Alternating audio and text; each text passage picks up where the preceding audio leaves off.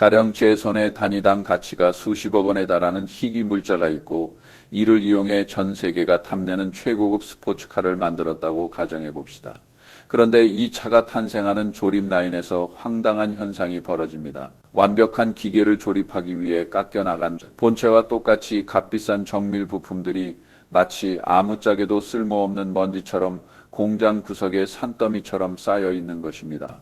만약 제가 여러분에게 이 산업 폐기물이 원재료 속성 면에서 완성차와 완전히 동일한 가치를 지니고 있다고 말한다면 100억대 자산가인 의사결정자로서 단지 겉면에 먼지가 묻었다는 이유만으로 이를 버리시겠습니까? 비즈니스 논리와 상식에 따르면 우리는 마땅히 이를 다시 녹이고 분해하여 순환 이용함으로써 단일 원의 잔존 가치까지 짜내야 합니다. 하지만 인류 지혜의 정점으로 공인받는 분야인 항공우주 산업에서는 지난 80년이라는 긴 시간 동안 이러한 최고급 소재의 원천 잔사들이 정말로 역사의 쓰레기통에 그대로 버려졌습니다. 이것은 제가 지어낸 농담이 아니라 세계 첨단 산업 공급망에서 실제로 벌어지고 있는 잔혹한 현실입니다. 오랫동안 하늘을 지배해 온 거물들, 보잉이나 에어버스, 그리고 깊은 기초 과학 역량을 바탕으로 항공 괴물이라 불리는 러시아조차 이 난제 앞에서는 속수무책이었습니다. 거대한 비행기의 날개가 성형되고 나면 남겨지는 금속 잔해들은 마치 생명력을 잃은 듯 굴욕적일 만큼 낮은 가격에 고철로 팔려나갔습니다. 제가 언급하는 이 금속은 바로 지구상에서 가장 강인하고 치명적인 물질로 꼽히는 티타늄입니다. 전통적인 제조 공정에서 우리는 90%를 버리고 단 10%의 완제품만을 겨우 건져내는 극단적인 비효율을 감내해야만 했습니다. 전 세계 강대국들이 매년 이 분야에 수조 원에 달하는 연구 예산을 쏟아부었음에도 불구하고 이는 여전히 인류 앞에 놓인 천혜의 난제였습니다. 그러나 기술 장벽이 견고하고 지정학적 갈등이 끊이지 않는 이 시대에 자원 장벽이 전혀 없는 나라인 대한민국이 전 세계 앞에서 가장 먼저 이 틈새를 열어젖혔습니다. 단 2달이라는 짧은 시간 안에 한국은 제조업 생산 원가를 절반으로 낮추었고 과거 길고 불확실했던 조달 주기를 2달에서 단 열흘로 압축했으며 특정 핵심 처리 공정의 소요 시간은 심지어 1분 남짓으로 단축했습니다. 소리 없는 전장에서 벌어지는 이 돈의 전쟁은 전례 없는 힘으로 세계를 재편하고 있습니다. 우리가 오늘날 손에 쥔 것은 단순한 자금이 아니라 세계 과학기술 지형을 뒤흔들 수 있는 지렛대입니다. 제가 강조하고 싶은 점은 이 글이 다루는 내용이 결코 단순한 과학 뉴스가 아니라 생존과 주권에 관한 깊은 서사라는 사실입니다. 각국이 자원을 무기화하는 현 시점에서 한국이 소름 끼치는 경쟁력을 보여주는 이유는 자신의 가장 치명적인 약점을 파괴적인 무기로 전환하는 비결을 터득했기 때문입니다.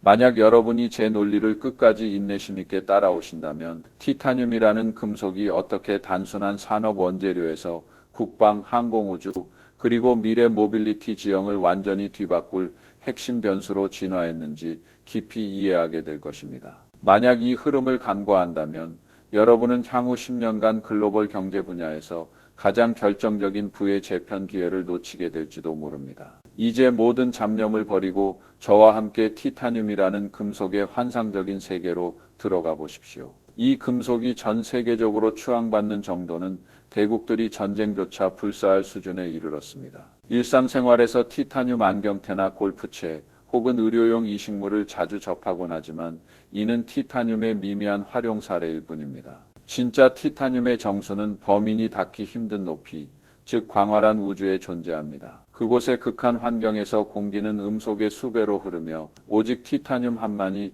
전투기의 광폭한 심장을 지탱하고 수백 명의 생명을 실은 채 대양을 횡단하거나 중력을 극복하고 솟구치는 발사체 엔진을 보조할 수 있습니다. 티타늄 외에는 인류에게 현재 그 어떤 대안도 없습니다. 티타늄은 놀라운 강도를 유지하면서도 무게는 철보다 무려 43%나 가벼운데 이러한 재료공학적 궁극의 배합 덕분에 강도는 알루미늄의 2배 이상에 달합니다. 심지어 1600도의 지옥 같은 화염 속에서도 형태의 절대적 안정을 유지하는 이 영생에 가까운 특성은 이를 사용하는 장비들이 마치 사이보그와 같은 기계의 몸을 갖게 합니다. 용광로 같은 열기를 견디는 동시에 극지의 혹한 속에서도 지치지 않고 작동하는 티타늄은 마치 자연계에서 모든 물리법칙을 깨뜨리는 부정행위자와 같으며 극한의 압력과 불꽃 앞에서는 유일한 진리입니다. 하지만 이토록 완벽해 보이는 재료 뒤에는 황당하고 충격적인 역설이 숨어 있습니다. 사실 티타늄의 지구상 내장량은 매우 풍부하여 지각 내 원소 함유량 순위에서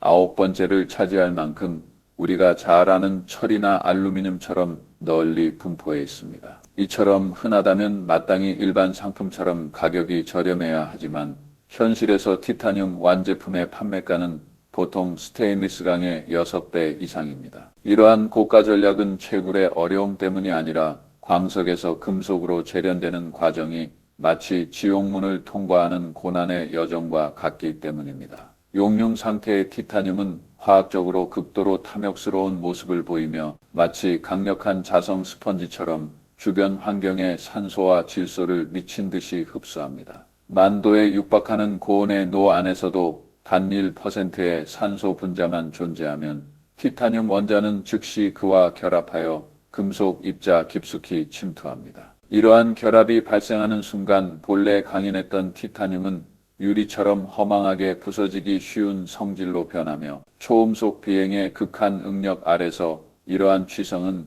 파멸적인 해체 참사로 이어집니다. 따라서 티타늄 가공은 극도로 비싼 진공 밀봉 설비 안에서 이루어져야 하며 그 어떤 불순물의 침입도 허용되지 않습니다. 이러한 순도에 대한 결벽증적인 요구가 티타늄 최종 가격의 80% 이상을 차지합니다. 이것이 바로 제가 앞서 언급했던 전환점입니다. 값비싼 티타늄 덩어리가 정밀한 전투기 부품으로 가공될 때 절삭 과정에서 엄청난 양의 금속 가루가 발생합니다. 이 미세한 톱밥들은 마찰열이 발생하는 과정에서 불가피하게 공기 중에 산소를 흡수해 버렸기에 전통적인 공정에서는 다시 녹여 쓸 수 없는 폐기물이 됩니다. 한때 고귀했던 이 금속 가루들은 내부로 침투한 산소 독소를 떼어낼 방법이 없다는 이유로 철강 공장의 저렴한 첨가제로 전락하고 맙니다. 이러한 공정은 1940년대 이래로 마치 깨뜨릴 수 없는 저주처럼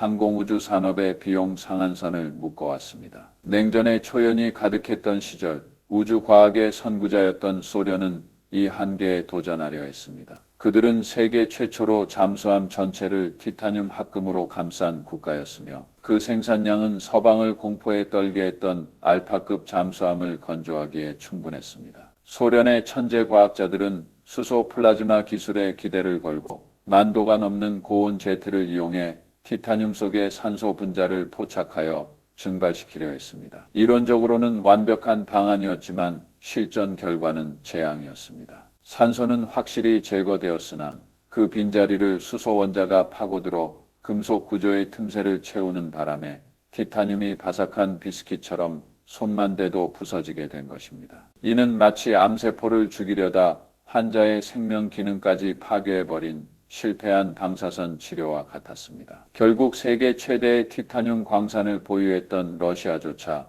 이 연구 자료를 봉인하며 이것은 범인이 넘볼 수 없는 신의 영역이라 결론지었습니다. 그러나 진정한 세계를 숨죽이게 한 기적은 한국에서 일어났습니다. 천연 광물 자원의 이점이 전혀 없는 상황에서 한국재료연구원 연구진은 러시아가 쓰레기 더미처럼 버린 옛 자료 속에서 실패의 원인을 예리하게 포착했습니다. 그것은 바로 탐욕이었습니다. 러시아인들은 한 단계 안에 플라즈마 조사와 산소 분리를 동시에 완료하려 했고 이러한 급진적인 성격이 통제 불능을 초래했습니다. 한국인들은 정반대의 경로인 단계별 제어, 각계 격발 방식을 택했습니다. 그들은 복합적인 혼합 시스템을 구축했습니다. 첫 번째 단계로 수소 플라즈마를 이용해 산소 분자를 정밀하게 태워 날려버리고 두 번째 단계로 수소 원자가 금속 구조를 침식하려는 찰나의 순간에 초고압 진공 펌프를 가동하여 잔류 수소 입자를 완전히 뽑아내는 것입니다. 이 기술이 가져온 데이터는 산업계 전체를 뒤흔들었습니다. 산소 함유량이 1500ppm을 초과하여 본래 쓰레기로 취급받던 폐기물들이 이 공정을 거친 후 산소 농도가 500ppm 이하로 급락했으며 그 품질은 최고급 비행기 엔진 부품 기준을 완벽히 충족했습니다. 이것은 단순한 재활용이 아니라 진정한 의미의 산업 연금술입니다. 비용은 전통 공정의 절반도 되지 않으며 에너지 소비량은 60% 절감되었고 생산된 금속 구조는 심지어 신재료보다 더 조밀했습니다. 이 변혁은 현재 한화그룹에 의해 글로벌 상용화의 최전선으로 밀려나고 있습니다. 한국에 있어 이는 단순히 천문학적인 예산을 아끼는 것을 넘어 한국형 전투기 21의 핵심 엔진 부품에서 진정한 자립화를 달성하고 러시아나 일본의 원자재에 매달려야 했던 의존성에서 완전히 벗어났음을 의미합니다. 이러한 기술적 프리미엄이 한국의 국방 수출에 미치는 영향력은 핵폭탄급에 달합니다. 대한민국이 세계 4대 국방 수출국으로 도약하는 여정에서 K9 자주포든 레드백 장갑차든 티타늄 수요는 막대합니다. 독일과 미국 같은 전통 강국들이 수천만 원에 달하는 수입 재료비로 골머리를 앓을 때 한국은 반값의 재활용 티타늄을 앞세워 국제 입찰에서 덤핑에 가까운 가격 공세를 펼칠 수 있습니다. 성능이 완전히 대등하다는 전제하에 이러한 가격 우위는 세계 지형의 산업 지도를 다시 그리게 만들 것입니다. 더 깊은 의미는 지정학적 전략의 독립에 있습니다. 2022년 발발한 러시아와 우크라이나의 충돌은 한때 글로벌 항공시장의 맥박을 끊어놓았습니다. 보잉과 에어버스는 러시아산 티타늄에 대한 높은 의존도 때문에 마비 상태에 빠졌습니다. 당시 한국형 전투기 21 양산의 핵심 단계에 있던 한국 역시 재료 공급망 차단이라는 위기에 직면했습니다. 그러나 한국은 회수 기술을 통해 내수 순환을 실현했을 뿐만 아니라 중앙아시아 물류망을 이용해 멋진 전략적 돌파를 해냈습니다. 카자흐스탄의 철도 시스템을 통해 한국은 기존의 50여 일이 소요되던 물자 운송 기간을 11일로 단축했습니다. 이러한 물류 효율의 향상과 폐기물 회수 기술의 결합은 한국의 외부 자원 의존도를 0으로 만들었으며 진정한 의미의 물질 주권을 실현했습니다. 물론 이성적인 관찰자로서 저는 이 기술의 미래가 마냥 평탄한 길은 아님을 지적해야 합니다. 우리는 여전히 어둠 속에 숨어있는 위험 요소들을 경계해야 합니다. 첫째는 품질 일관성의 극단적인 도전입니다. 진공 추출 과정에서 만약 10,000분의 1의 수소라도 잔류한다면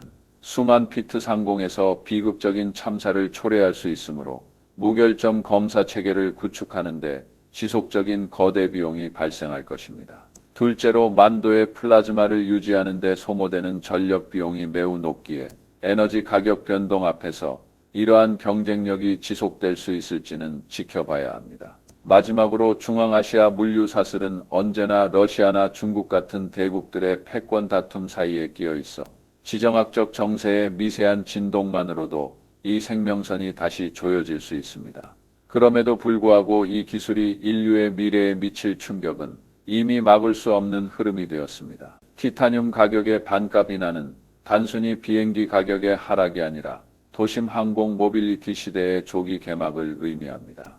더 가볍고 저렴한 기체가 확보됨에 따라 도심 상공을 날아다니는 하늘나는 택시는 공상과학에서 일상으로 보급될 것입니다. 일본이 과거 탄소 섬유 산업의 지배력을 바탕으로 민항기 역사를 새로 썼듯이 이제 한국은 티타늄 회수 기술을 이용해 글로벌 산업의 게임의 룰을 다시 쓰고 있습니다. 이것은 결코 금속에 관한 단순한 해설이 아닙니다. 한 국가가 기술에 대한 집요한 집착을 통해 절망적인 환경에서 어떻게 주권의 칼날을 벼려냈는지에 관한 영웅적인 서사입니다. 전 세계가 포기하고 실패한 초보를 던져버릴 때 한국인들은 끝까지 버텼고 결국 금메달을 거머쥐었습니다. 보이지 않는 자원 전장에서 약점을 중량급 무기로 바꾼 이 지혜는 우리 모두가 깊이 되새겨볼 가치가 있지 않겠습니까? 세상을 바꾸는 이 힘은 지금 우리 모두의 시선 아래 조용히 폭발하고 있습니다. 만약 여러분도 이러한 기술 진보가 주는 전율을 느끼셨다면 향후의 미세한 동향 하나하나를 반드시 주목하시기 바랍니다. 부와 국군의 암호는 언제나 이처럼 차가운 금속 분자들 사이에 숨어 있기 때문입니다.